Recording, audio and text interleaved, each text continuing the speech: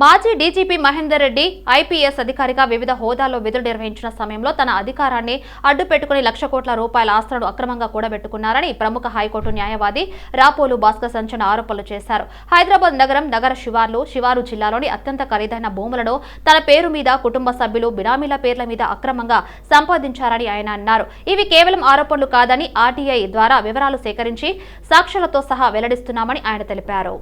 ఈ దేశంలోనే రిచెస్ట్ డీజీపీగా పేరు పొందారు. ఆయన పదవి కాలంలో అనేక అక్రమాలకు పాల్పడ్డట్టుగా ఆరోపణలు ఉన్నాయి.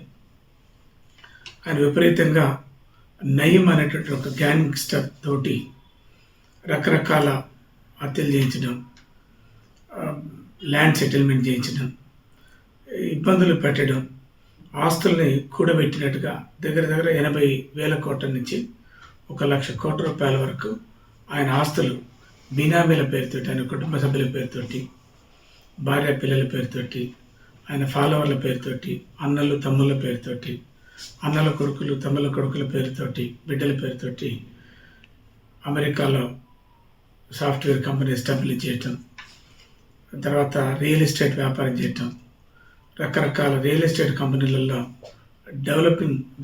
డెవలపర్స్కి వాళ్ళు తీసుకున్నటువంటి ఆస్తుల్ని ఇవ్వటం, తద్వారా 1,000 కోట్ల రూపాయలు డిస్ప్రపోర్షనేట్ అసెట్స్ సంపాదించినట్టుగా ఆరోపణలు ఉన్నాయి.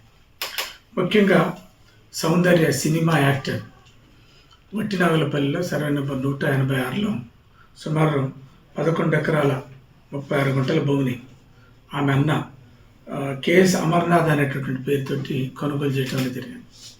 ఆమె పేరు మీద పట్టాలున్నాయి, రిజిస్ట్రేషన్స్ అయినాయి. ఆయన పేరు మీద కేఎస్ అమర్నాథ్ పేరు మీద రిజిస్ట్రేషన్స్ అయినాయి. అయితే ఏంటంటే ఈ భూమిని కావాలని చెప్పేసి మహేందర్ రెడ్డి గారు అడగటం అనేది జరిగింది. వాల్యుబుల్ ప్రాపర్టీ నాకు ఏమంటే ఇవ్వలేదు.